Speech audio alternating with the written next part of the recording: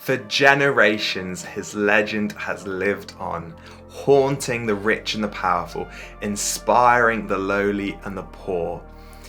Risky adventures, insane generosity, and devilish ruthlessness, told through the eyes of his closest companion. This is the greatest tales of Robin Hood. This is the Outlaw Chronicles.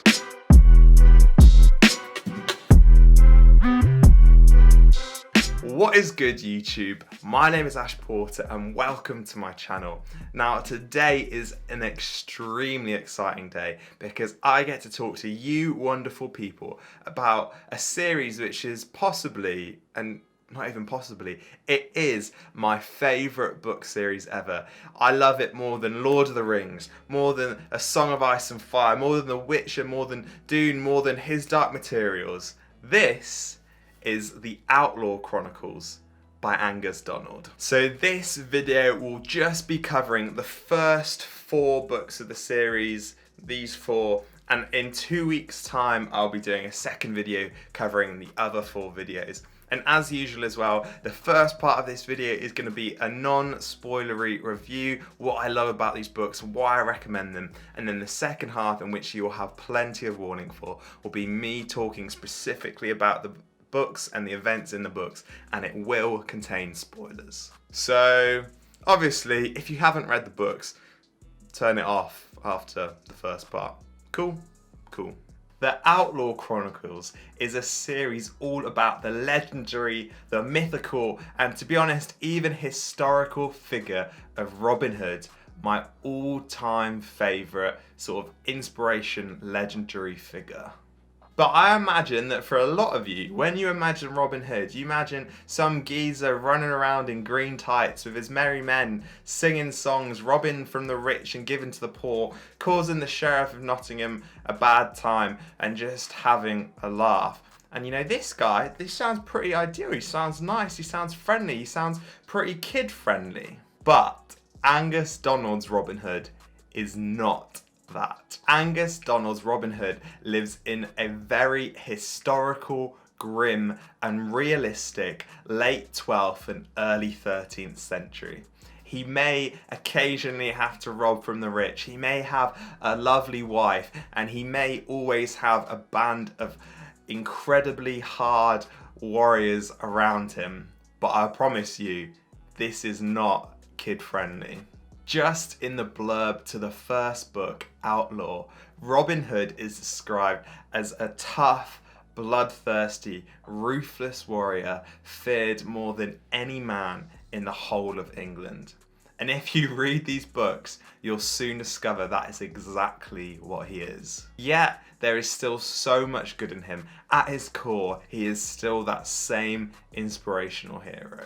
The Outlaw Chronicles are told through the eyes and the writing of Alan Dale, a young peasant boy who grew up in absolute poverty in and around Nottingham. However, it's written in one of those classic ways where it's actually him writing it as an old man telling us about his past. In a way, the Outlaw Chronicles is his series, not Angus Donald's. Now, I know this style of writing may not be for everyone, mainly because in itself it's kind of a spoiler. Like, if you know that Alan is writing as an old man, you know that there's no chance of him dying throughout the series. But what I will say is, even though that is the case, it's still written incredibly well. And I think what makes it work is that although, you know, Alan is the main character, and throughout the series he outright becomes an English legend himself, actually the series is all about Robin. I actually think this makes it more interesting because it means you only get a very limited view and perspective on Robin and all his actions. Instead of it being like some omniscient narrator or even Robin himself, you only get Alan's perspective on things. And this in itself leaves a lot of room for imagination. It leaves a lot unsaid and it means that within the story there's so many twists and turns that if you were like some omniscient narrator or it is told through Robin's perspective, you would see them coming, whereas because it's told through Alan, it just adds a bit of suspense and a bit of unknownness within the story. Plus, throughout this book, there's this constant battle which Alan goes through himself of absolutely adoring Robin and being like, this guy is a genius, he's a legend, I admire him, to he's a horrific person, how could he do that? And so because it's told through Alan's perspective, Alan and the reader journeys this together.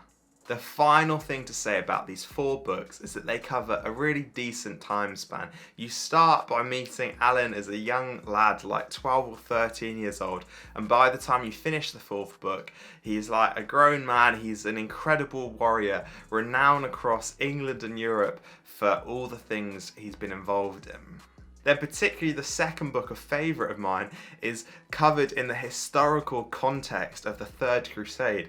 The Crusades have always interested me. Richard the Lionheart has always interested me. His battle versus Saladin in the Middle East. And it's honestly the way Donald sort of writes these fictional characters into these historical moments and narratives is absolutely sublime. And then the 3rd and the 4th book, they cover kind of the fallout of the Crusades and then Richard the Lionheart's quest to gain more power across Europe. And naturally, because it wouldn't be fictional storytelling without Robin and Alan getting caught up in all those historical moments.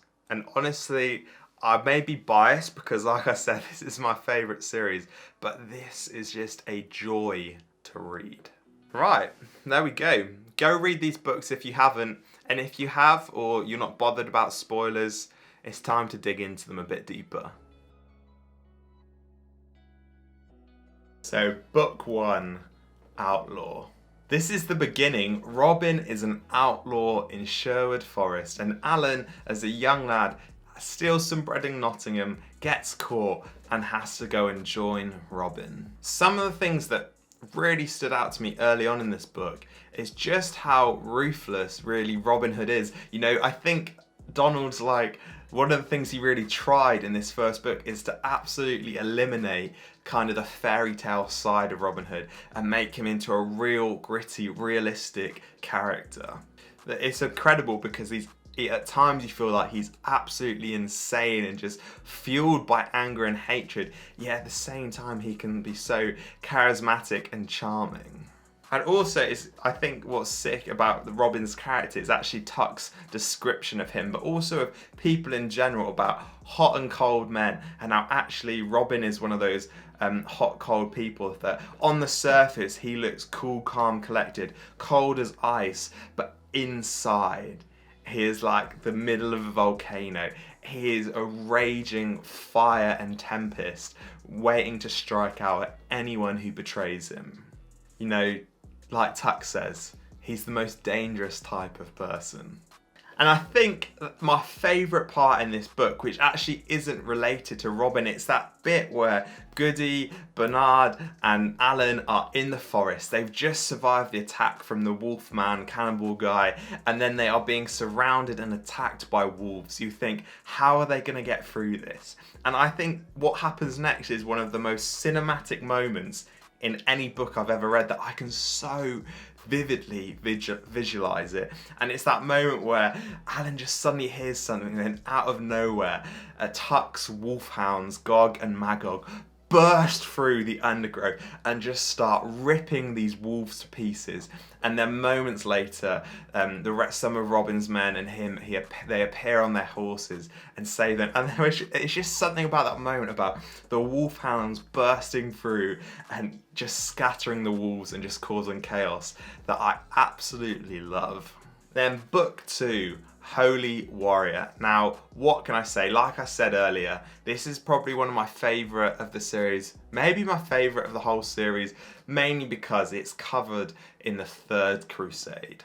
But before we even go into the Third Crusade and they go on their journey to Outremer, they have that absolutely heartbreaking historical moment, which I had no clue about, and that's why I absolutely love historical fiction. And it's that moment in York, that like storyline where they go there and the Jews are horrifically persecuted, and it ends up in that mass suicide in York Tower, and it's so heartbreaking to read about. that actually happened, that people can just suddenly change like that, and that amount of hatred. And I think, it was genius how Robin and Alan were sort of intertwined into that story. But that moment in York also, again, highlights, and then throughout this book it happens multiple times, the ruthlessness of Robin Hood. Like, he isn't a fairy tale hero.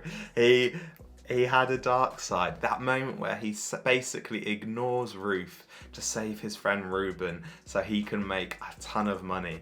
And then again, as we get to the Holy Land, as we get to Outremer, and the whole storyline with the frankincense trade.